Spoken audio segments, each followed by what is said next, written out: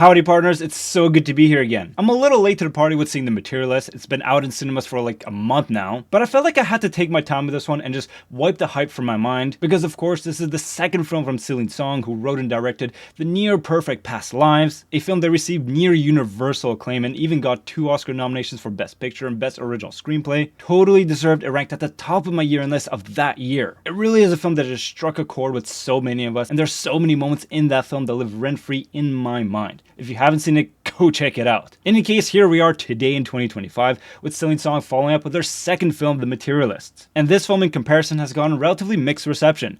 Right now on Metacritic it's standing at a 69 with roughly the same average on the user score, but personally I think people are sleeping on it. Perhaps a part of that reason is that the trailer gives off a much more romantic comedy upbeat vibe, whereas in reality, at least in my perspective, it's a much more slow burn, quiet, melancholic, nuanced kind of film. For a brief synopsis, here we are following the story of this matchmaker in New York City who seems to be having a great success in her career. It is genuinely amusing to see the lofty expectations of some of her clients, some of them having so many super specific ideas in their mind that it becomes nearly impossible to create that perfect Frankenstein monster that they're trying to find. But more than the comedic value that it brings to screen, for me it just made me sick to my stomach, seeing just how materialist people are in their pursuit of finding their special someone, more than focusing on their personality and what they bring to the relationship and how they treat their soul, which I guess in some sense is typical and caricature of people in New York City, especially in these difficult economic times. But it does properly set the tone of the film with this very calculated and dispassionate perspective on dating life and then romantic life at large. Our protagonist Lucy even likens her job to that of working at the morgue or at some insurance company. She has this almost mathematical-like equation where she checks off a bunch of boxes and aligns them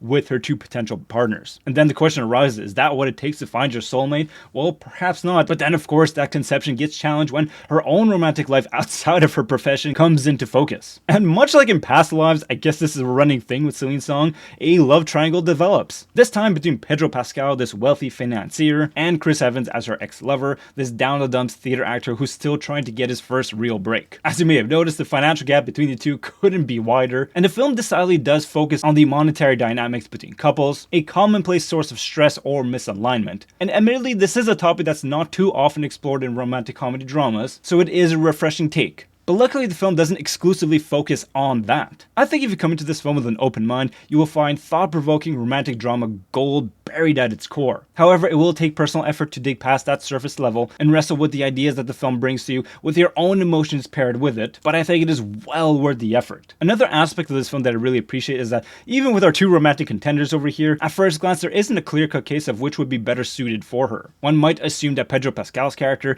being this wealthy guy, could be a mask for his asshole behavior, but that's really not the case. In fact, both of them really have their qualities and they're just good people at their core. And let me tell you, both male leads are just fantastic in their roles, truly some of the best performances they've ever given. Pedro Pascal, who truly seems to be everywhere nowadays, has never been so suave and charismatic on screen. I think the part I appreciate the most about him as this potential romantic partner is his emotional intelligence. All his wealth and power never seems to have corrupted that aspect of him. But perhaps he is a little too perfect. Our expert matchmaker over here even refers to him as a unicorn. So because of that, I do think his character development is a little flat. For me, the highlight of the film is Chris Evans, who has never been better on screen. I love seeing him have more dramatic roles, following his fame from the Marvel films, him being Captain America. I'm very excited to see where he's going to go next with his career, because he just seems to be getting better and better as time goes on. In any case, here in this film, he expresses a wide range of emotions with this rawness and vulnerability that I find truly fascinating. And though he's never mean, he does have this very scrappy and edgy quality about him. I mean, the dude is truly struggling financially, unlike his co-star Pedro Pascal. He's constantly juggling between his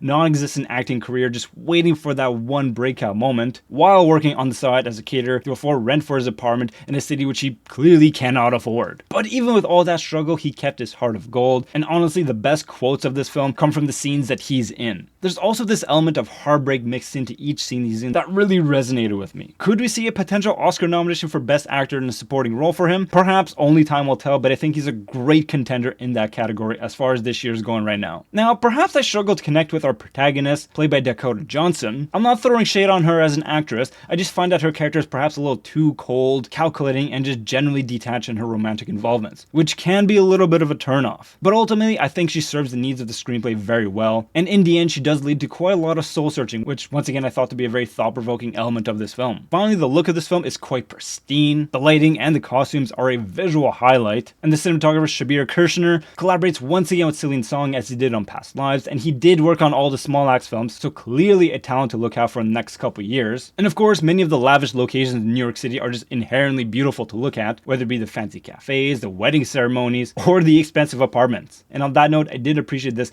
back and forth contrast that the film does on a few moments, such as when we enter Pedro Pascal's apartment for the first time, then immediately contrasted with Chris Evans' apartment, which lives in a whole different world. So having the two contrasted side by side is pretty jarring. There is a similar technique used in a car scene where we see the dynamic between our current characters and then them in the past, which once again shows that kind of emotional contrast. I thought it was very effective. And then yet another major highlight of the film for me is the soundtrack. At times it is entrancing, mysterious, and hypnotic. There are a few moments that really resonated with me and taps into this beautiful melancholy. But then there are also a bunch of really great needle drops from songs that we know. A big highlight for me was Oh Sweet Nothing from Velvet Underground. And then the film ends on an absolute banger of a song from Japanese Breakfast, which if I'm not mistaken was made for this film specifically. I don't recall hearing it on any of their albums. What a great way to finish the film, and that last moment of the film, I really appreciated it. So even though this film didn't resonate quite as much for most people as it did with me, I'm totally okay with that because I walked out of the cinema thinking about what it is we truly value in a person and the very nature of love itself, which is why I'm ranging from an 8.5 to even a 9 out of 10. This film surprised me and exceeded my expectations. And once again, Celine Song cements herself as one of the most exciting new voices in modern romantic dramas. I'm very curious to see what she's gonna do next. And on a personal level, I usually go see films instantly when they come out in cinemas, but I'm glad I took my time to just go see this film when I was in the right mindset. And because of that, it just really snuck up on me and elevated the whole experience. I think folks are totally sleeping on this film and you shouldn't. So with all that being said, wishing you and your loved ones nothing but the best. Take care and talk to you soon.